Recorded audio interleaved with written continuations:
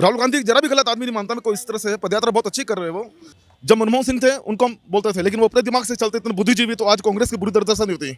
जैसे सोनिया ने सिखाया वैसा चला, तब उनकी दुर्गति हुई। आज मोदी जी का कोई विकल्प नहीं है, क्यों? इनका एक ही सोच है कि देश को आगे बढ़ाना है। पा हो, चाहे बसपा हो, चाहे लालू हो, चाहे मुलायम हो, चाहे कोई भी हो, जिनकी राजनीति पीछे से घिसक रही है कि साला ये रहेंगे तो हम तो कुछ कर ही नहीं पाएंगे, इसलिए वो भड़काते हैं लोगों को।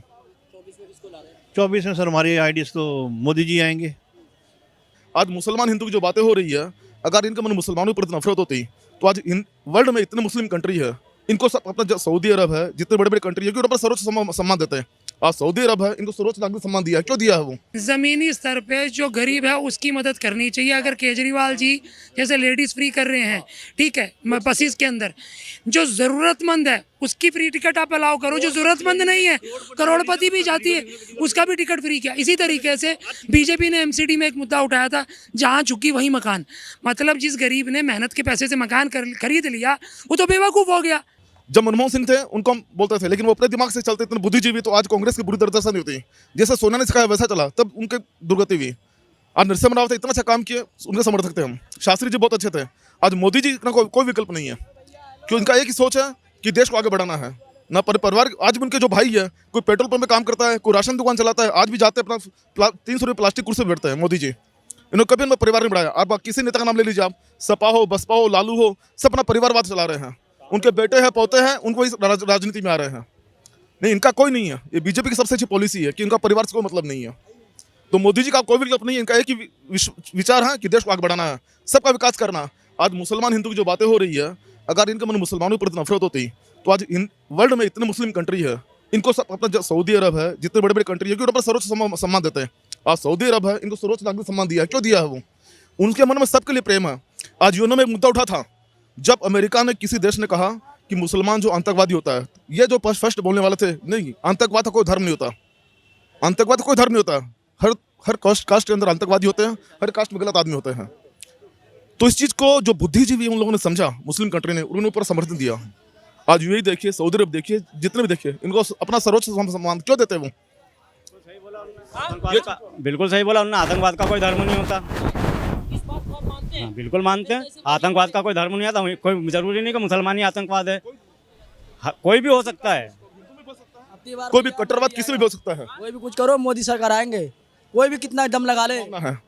उनके मन में सबका अच्छी भावना है, उसी मुद्दे पे चलते हैं वो। सबको साथ लेके चलना है, किसी को पीछे नहीं छोड़ना है। लेकिन जिनकी पर राजनीति जो पीछे से हट रही है, चाहे सपा हो, चाहे बसपा हो, चाहे लालू हो, चाहे मुलायम हो, चाहे कोई भी हो, जिनकी पर राजनीति पीछे से घिसक रही है कि साला ये रहेंगे तो हम तो कुछ कर ही नहीं पाएंगे, इसलिए वो भड़काते हैं लोगों को। मेन चीज ये है, और वो चाहते हैं सबका साथ हो, सबका विकास हो, उनका कोई विकल्प नहीं है। किस चीज़ के बारे में? भाई पब्लिक का मूड है, पब्लिक डिसाइड करेगी। ना आप पंडित हो ना मैं पंडित हूँ, ठीक है ना जी। पब्लिक का मूड है, पब्लिक डिसाइड करेगी। जैसा नेता काम करेंगे वैसे लोग जीतेंगे। 24 में सर हमारी आईडीएस तो मोदी जी आएंगे। दूसरे को सर उसके मुकाबले में कोई है ही नहीं है, अपोज किया नहीं। अभी कांग्रेस ने तो कोई कैंडिडेट किया नहीं है अभी तो। नहीं, वो रैली कर रहे, उन्होंने कैंडिडेट फाइनल तो नहीं किया कि वो प्रधानमंत्री हो गए। कोई उनके पास कोई कैंडिडेट नहीं है अभी। कदम ठीक है, शायद इम्प्रूवमेंट। पब्लिक के साथ जुड़ने का कौन सा कदम बेकार होता है? ठीक है, कि जिस भी नेता ने पदयात्रा की है, पदयात्रा का मतलब क्या होता है कि ज़मीनी स्तर पे पब्लिक के रुझान को जानना। अगर उन्होंने कुछ गलत किया तो इसलिए तो आज विपक्ष में बैठे हुए हैं। अगर वो पब्लिक की उम्मीदों पे खरे नहीं उतर पाए, तभी तो वो विपक्ष में बैठे हैं। अगर पब्लिक की उम्मीदों पे खरे उतरे होते तो आज भी कांग्रेस राज कर रही होती। अपने आप को सुधारना, अपनी गलतियों को सुधारना, या पब्लिक के मूड को जानना, पब्लिक से कनेक्ट होना, ये एक अच्छे राजनेता का फर्ज होता है उसका। और अगर वो ऐसा कर रहा है तो ये अच्छा काम कर रहा है, गलत थोड़ी ना कर रहा है। पब्लिक के साथ इंटरेक्ट करना। मनमोहन सिंह रहे थे 10 साल, उनको मौका दिया। मनमोहन सिंह एक बहुत अच्छे अर्थशास्त्री है, बहुत इंटेलिजेंट है, मगर वो अपना काम नहीं कर पाए क्योंकि वो किसी से बंधे हुए थे और रिमोट से चल रहे थे, सोनिया गांधी चला रही थी। अगर वो अपने दिमाग से चलते तो फिर कांग्रेस आते आज। अगर मनमोहन सिंह अपने दिमाग से चलते फिर कांग्रेस आते आज। और नरसिम्हा राव इतना अच्छा काम करते फिर कांग्रेस आते आज। लेकिन वो किसी के कहने पे जो चले, अपना दिमाग यूज नहीं किया, इसकी दुर्दशा हुई। राहुल गांधी जरा भी गलत आदमी नहीं मानता मैं, कोई इस तरह से पदयात्रा बहुत अच्छी कर रहे हैं वो। लेकिन सच्ची बात बोले वो, जैसे उन्होंने एक मुद्दा किया, मतलब जो हम कांग्रेस समर्थक, हम बता रहे आपको, लेकिन बीजेपी के साथ क्यों हो गए हम? क्यों? जिस पे हम विश्वास नहीं करते हैं, जिस मुद्दे पे उन्हें कहा चौकीदार चोर है। अरे सर, जिसका समर्थक है हम, राहुल गांधी हम खुद समर्थक है, तुम इतना गंदा मुद्दा उठा रहे हो, खिलाफ है उसके। अरे सही बात बोलो, सच्चा बात बोलो, ये तुम्हारी बात विश्वास करे कम से कम। अब तुम बात ऐसे बोलते रहो जो ओछी बात नहीं होनी चाहिए, किसी का भी अपमान नहीं होना चाहिए। सच को सच बोले, अच्छा को अच्छा। पब्लिक कोई बेवकूफ़ी सब समझती है, क्या सही है क्या गलत है। आप बरगलाओगे, बरगलाने में कभी नहीं आएगी पब्लिक, सब समझेगी वो।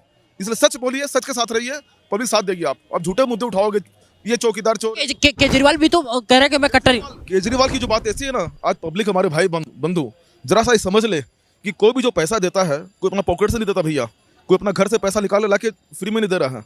अरे आज का कान आप इस तरह पकड़ो चाहे घुमा के पकड़ो, एक ही बात है। आज एक चीज आपको फ्री में दे रहा है तो दूसरे पे अधिक टैक्स लेके दूसरे वसूल कर ले रहा वो। तो ये चीज समझ में आनी चाहिए। इस बीच में किसी ने भी मुद्दों सुप्रीम कोर्ट नहीं, सत्ता में आगे देखिए मैं बात। जमीनी स्तर पे जो गरीब है उसकी मदद करनी चाहिए। अगर केजरीवाल जी जैसे लेडीज फ्री कर रहे हैं, ठीक है, बसेस के अंदर, जो जरूरतमंद है उसकी फ्री टिकट आप अलाउ करो। जो जरूरतमंद नहीं है, करोड़पति भी जाती है, उसका भी टिकट फ्री किया। इसी तरीके से बीजेपी ने एमसीडी में एक मुद्दा उठाया था, जहां झुकी वहीं मकान।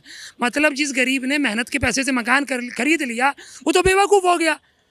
इसका मतलब मेरे जैसे गरीब या आपके जैसे गरीब किसी भी मिडिल क्लास इंसान को है, किसी कहीं पे भी जाके वो झुग्गी डाल ले उसको मकान मिलना चाहिए।